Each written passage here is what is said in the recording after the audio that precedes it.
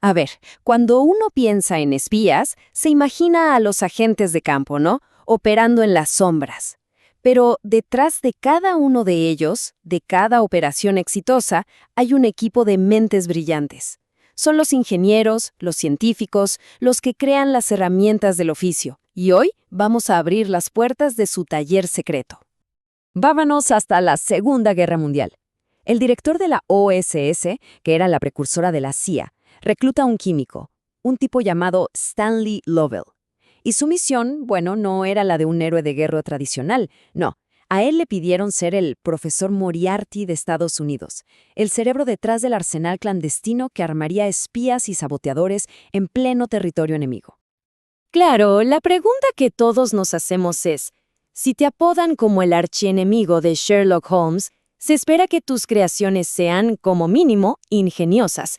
Y créanme, sí que lo fueron. Pensemos en el laboratorio de Lovell como un lugar donde la ciencia y la subversión se daban la mano.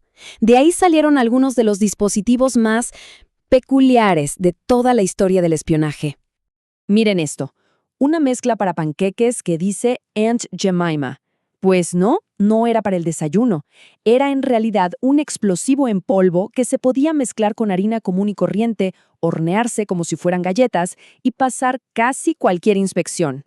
Una galletita de apariencia inocente podía convertirse en una pequeña bomba. Así de simple.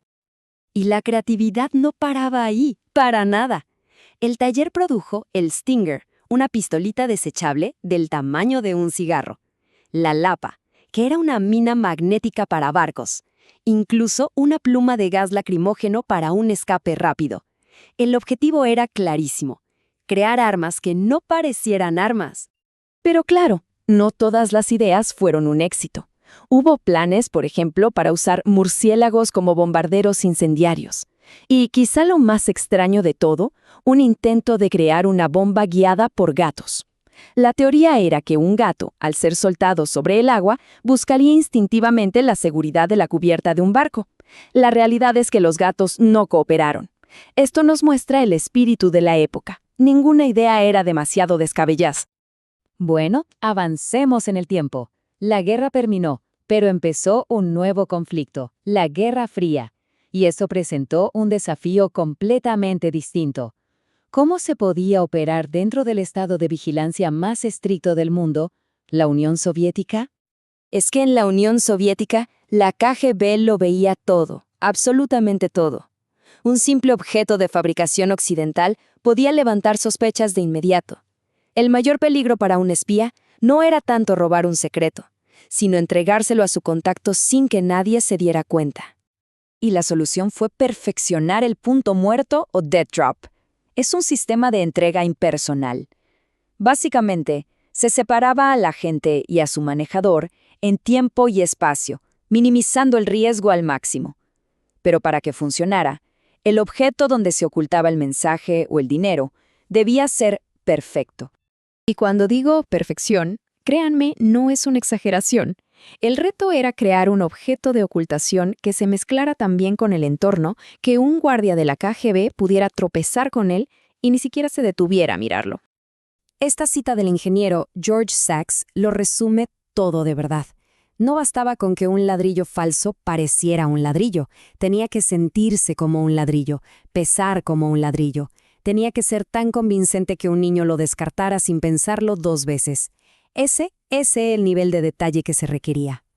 Ok, ya resolvimos el tema de los intercambios físicos, pero ¿y la comunicación? ¿Cómo podían los agentes enviar informes detallados desde lo más profundo del territorio enemigo?